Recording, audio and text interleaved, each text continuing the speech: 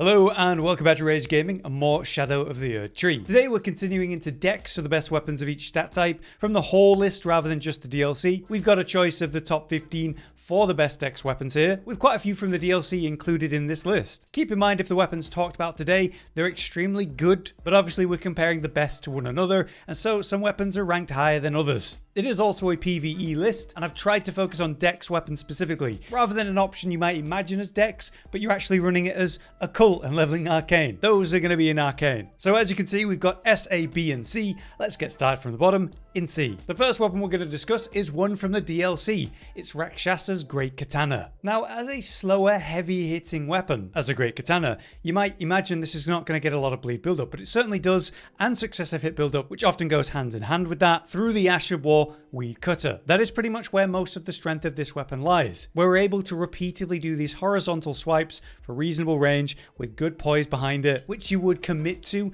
maximize how many you can get off, even trading with the targets to maintain high DPS. Obviously that's effective and fun, but there aren't many enemies in the whole game, not just the DLC, where you're not going to be able to do much of this combo. You'd be better off with the standard one than this if you're not basically playing into that Ash of War as your main damage source. So that keeps it pretty low on the list. Also in C tier, some love for the straight swords. And one of the best, if not the best straight sword is the Lord Sworn straight sword, which essentially has high base damage for a straight sword. It also has high crit, so when you posture break enemies, the punishes are really effective. You could build into that. And as you'll see me doing in this footage, I'm using square off, which has really good stagger value, leading to consistent poise breaks. When you run two of them, of course, you're getting great successive hits. You could do jump attacks or go for longer combos. And actually this weapon in specific, you don't have to just run in keen. You could infuse it in many different ways, going for a mix of physical and fire or holy or whatever. It's held back by the slower moveset for a lighter weapon compared to other picks you could go for, but there's certainly value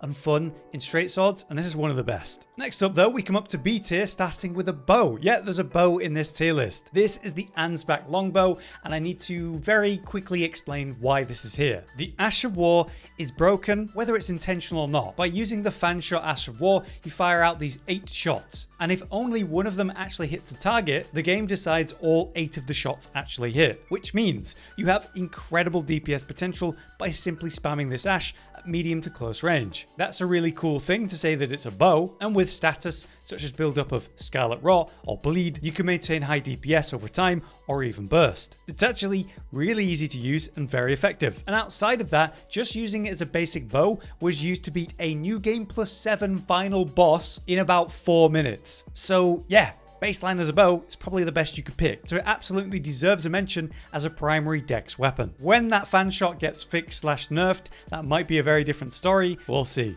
Also down in B tier, another weapon from the DLC. It's the Sword of Night, a katana which is semi-corporeal, so it can't be properly blocked against. There's nothing crazy about it having super high AR or anything, but it's a primary dex weapon that comes with the serpent katana style heavy attack, which basically means 2 horizontal swipes very quickly, which can be comboed into another 2. That alone can lead to good successive build-up, but then its Ash of War is also unique and great for successive hits. Tap it and you'll get out 2 hits quickly and then a slower final hit with great damage and successive hits in that. If you charge it, you stand there longer, but then you get this lunge forward. The combo has this magical property to it, dealing much more damage on that 3-hit but slower combo. There is no poise protection during this though, so you're very likely to be knocked out of it. Timing this combo is a suitable punish, usually using the lunge to get in close and then hit. If you get a full charge version off, you can instantly combo that with a tap one for even more successive hits quickly, or go for a heavy attack. So there absolutely is potential here, but it's never going to be top tier unless they give it proper poise protection, which who knows, they might. Next for dexterity, we have the Guardian's Swordspear. This might be more controversial. A lot of people really like this weapon, and it's one of the highest AR options you can have for dex-focused scaling. It also comes with a more uniquely vertical moveset when two-handing, and that is pretty quick with good reach. So you've got reasonable damage behind each hit and a pretty quick moveset. Also, with it being a kind of spear, that gives you access to the lesser used Ashes of War tied to that, though I just use Sword Dance. That allows me to get off 2 quick hits as a gap closer with high damage, and you can follow it with a final downward slam for another big hit. So using the light attacks for the faster combo shorter punishes, comboing that into the Ash of War, you actually get a big DPS burst there and a lot of successive hits. Obviously there's quite a few ways to run this, but there's nothing about it to me that screams busted S tier, just a very, very good dex weapon, and that's why it's even here on the list. Also down in B tier, another controversial one, the cross naginata spears. On their own, they are a fine, keen, scaling, poking spear style weapon. You'd probably run them in power stance most of all to hit with better combos and more successive build up. The best way to run them is to lean into bleed and that kind of thing, whether you're buffing them with Bloodflame Blade or of course Seppuku Ash of War. That'll lead to the highest DPS potential, and you can't ignore how insanely valuable and effective that is. But that's pretty much it. Very simplistic moveset, very repetitive. This is actually in competition now with a new weapon, the Blood Fiend's Fork, which is so similar and arguably better in different ways. Personally, they're just not a weapon that I ever want to use. I'd rather use other options on this list, but I must acknowledge their power. That's why they're here in B. Above that, we have a new weapon in A tier, the falx, which I absolutely love. For 1 item slot, so only 4 weight, you get 2 curved swords. Perfect for dex scaling, and there's big bleed potential here. Curved swords have a great moveset in power stance, which was designed around, whether that's the standing light attack combo, the amazing running attacks, or especially the jump attacks ideally. But all of that takes a backseat to its absolutely incredible Ash of War, which is why it's an A tier rather than a B tier. Dashing forward with both, you hit with both weapons, then follow with a heavy to do this ridiculously long, really quick, successive hit combo. Focus that around bleed and successive hits that increase your AR, and very quickly you have a very simple and very effective playstyle. Running attacks, jump attacks, and the Ash ideally smashing a target and overwhelming them with the really high potential behind that. It's really fun, it's really effective. There's no bandit or scavenger curved sword setup, but that's ideally played in arcane, and this is Dex. Also rated very high is Milady, specifically though with the wing stance Ash of War. Milady is a solid dex scaling weapon. Good AR behind it, good reach, a very cool unique moveset. Between its mix of light and heavy attack combos, you create new combos, and that's kind of what you're supposed to do. But it's the wing stance Ash of War that brings it so high on the list rather than B tier. If you do the stance, you pull out the sword to the side, do a light attack and you do a quick combo, or do a heavy attack and you do this jumping leaping thrust. Piercing, counter-attack damage behind that, and also incredible stagger value. Because it's also a leap, it can be used as a very safe and effective punish from medium range. And it combos into the light attack combo. So you do the light attack combo and then follow that instantly with a leaping thrust. You can hold down the Ash of War keybind during all of that. And there's even a talisman that's going to enhance your damage if you do this. So it's very simple, it's very effective, and honestly, if you're just spamming the Ash of War heavy attack, it's still incredible. I really like it. It fits super well into the category. Give it a try if you haven't. Next up, potentially a bit controversial, but I think, and Josh thinks, it's very underrated, the Dancing Blade of Rannah, which are basically 2 curved swords. That in itself, again, really good, like we said with the falx. Very lightweight, brilliant standing combos, running attacks, jump attacks, successive hits. Where this is so good though, is specifically the Ash of War, Unending Dance. A very long and kind of infinite potential spinning dancing combo, which you can enhance, of course, by wearing the armor set. The successive hit damage build-up potential here is insane. The problem, obviously, is that you've got no poise protection, and actually doing the lengthy combo is unlikely. However, you're presented with a lot of opportunities throughout a fight to try. Maybe you end up trading a little bit, maybe you use the movement to evade the counterattack from the boss. If you can get off a little bit of this combo for a little bit longer than just the starting wind-up, the results are well worth it. I think it's very underrated because the full combo, when you get that off for even a little while, is incredible DPS, like 20k plus easily. That needs to be respected, and I think more people are going to talk about it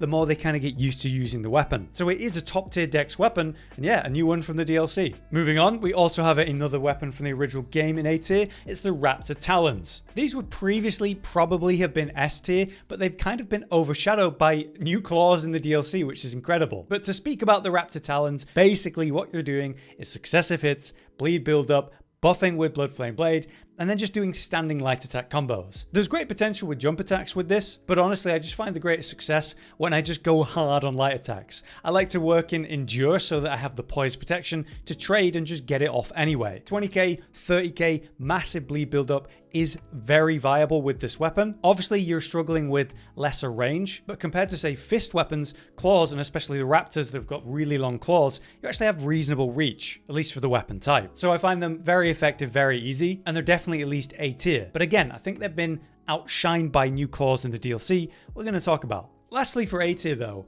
we have the classic, wonderful nagakiba. The washing pole katanas, the super long option that you can put so many good Ashes of War on. Why is this A tier not S tier? Well, there's actually kind of the main playstyle that I find effective in PvE for this weapon, and you're seeing it here. Obviously, it's a very buffable weapon and high keen scaling. Slap Blood Flame Blade on that, now you've got even more damage and even better bleed potential. Set up a build around that using the classic options and the new armor set, and spam the Ash of War or basic light attacks to get loads of successive hits off. There's two main Storm options, whether that's Storm Caller for the consistent AoE combo that's really good, or you could go with Storm Blade for a medium range punish, which if you shotgun blast it up close, you'll hit with a weapon too, and that's even better. But compared to a new weapon type, the Great Katana, and specifically the base Great Katana that you'd ideally scale with strength, you can do the exact same thing but with higher AR behind it. It's very effective, very respectable, but not busted, and also being compared to the Great Katana now. Finally though, we're at S tier and just a few more weapons to talk about. First, we have a new one in the DLC, the basic backhand blades, specifically with Blind Spot, the incredible Ash of War. These are like having two curved swords, but with a slightly different moveset. One that I think is actually worse. It has you moving closer towards the target during it, which is a really handy thing, but it's just a bit slower. Also, it doesn't have the absolutely busted running attack or jumping attacks like curved swords do, so that's a big hit for it as well. But you can still buff it up and still attack really quickly, very comparably. What brings it above an A tier though is the Ash of War Blind Spot, which allows you to evade dodge with iframes and then thrust for a piercing style damage attack, which is optimal. Because you're doing that kind of thrust, you're also getting counter attack damage if you use this to evade and attack at the same time, which you mostly will. And honestly, you can just spam this Ash of War over and over, destroying a target with that piercing thrust. Ideally, you'll be punishing with quick light attacks, building up successive hits and bleed, and then every time that the enemy tries to hit you, you just press your Ash, dodge, thrust, pierce, punish with massive damage, and then repeat. It's super simple and it's super effective. It's really fun too. Absolutely S tier for me. Also new in the DLC is that other claw type that I was telling you about that's kind of overshadowed Raptor's claws. And these are of course the Claws of Night. The reason for that is it's again a dex scaling weapon, and it comes with a unique Ash of War that is incredible. So essentially what you've got is the same weapon, so the basic standing attack combo with the really high DPS potential. They're also really long claws, so Raptor Claws doesn't have that over it. It comes with a unique heavy attack to throw the claws, which can be a useful punish, but you'll never really use that because the Ash of War does the same thing but better, which is a shotgun blast of the claws as a thrown attack. Do that at medium or even long range, and the damage fall off is pretty noticeable, but you're still dealing a safe punish quickly and building up bleed. Do it at close range, like again a shotgun blast, and you'll hit with all those claws, dealing many hits suddenly for big burst, successive hits, and bleed buildup. You can spam that Ash and get off 1, 2, 3, 4 very quickly. So if that's an opportunity, you can get off an incredible burst throughout a fight. Then rely on the basic light attack combos to maintain high DPS whenever possible too. Either way is going to work incredibly. It's simply more versatile than the Raptor Claws by comparison, and it's even semi-corporeal, so it can't be properly blocked either. They're honestly incredible, one of the best weapons in the game right now. Then we have a classic, the Bolt of Gransax, which by the way was nerfed a bit in 12.3. It is a high dex scaling weapon that gives you lightning potential through dex instead of faith. The base weapon is just a spear, and in power stance you can get off some great combos, kind of like the cross naginata, without the same bleed potential. However, why it's so high on the list is the Ash of War, that leap up into the air and throw a potent lightning bolt. You can tap that for a quick one, and that's an easy punish, or you can charge it, and because you can charge it, you can increase that type of damage super effectively. So you're able to hit incredibly hard with just the Ash of War. The best builds kind of maximize that playstyle and use it for the optimal safe punish. You can do it from really far away too, opening up new safe windows of punish where other weapons just don't have that. Relying on it on a base weapon too, that's great. It doesn't really have a relevant weakness. So that Ash of War in 12.3 was nerfed a little bit, lowering the damage output. It's not massive though, and we're hoping that the new talisman, the smithing talisman, will start to work for this Ash. That's meant to enhance thrown damage, and that's exactly what this Ash is, but it doesn't seem to work with the talisman right now based on our testing. So maybe they'll make that work and almost counteract the nerf that happened. Lastly for this tier list though, we have the Bloodhound's Fang, the classic great curved sword. This is considered one of the best early weapons in the game, and people swear by it for many reasons. As a dex scaling large curved sword, it's unique in itself, but it's got hard hits, great reach because of its length, base bleed build up, very buffable, so blood flame blade of course, a fast heavy hitting light attack combo, potent charge attacks. I believe it gets bonus to its jump attacks, so you could lean into that, and its Ash of War has you leap back to evade an attack and and punish at the same time. Then you follow it with a heavy to dash back in with iframes and another potent hit. You can use that to evade an attack at the same time and do great stagger build-up. It's a classic that most people know about. As I recently picked the 15 best weapons in the game, this is probably just out of that range, at like 16 or 17 or something like that. But there you have it. That's our complete list of the best dex weapons in the game currently, and how we rank them against one another. I hope this was useful to hear and see for your own considerations. Also, if there's any weapons you think we should have included, let us know in the comments. But for now, I've been Hollow, you've been you. Thank you for watching.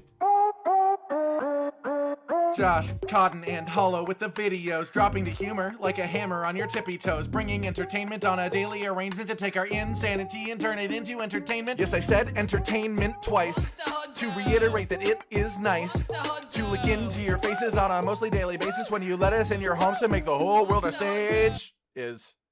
Goodbye.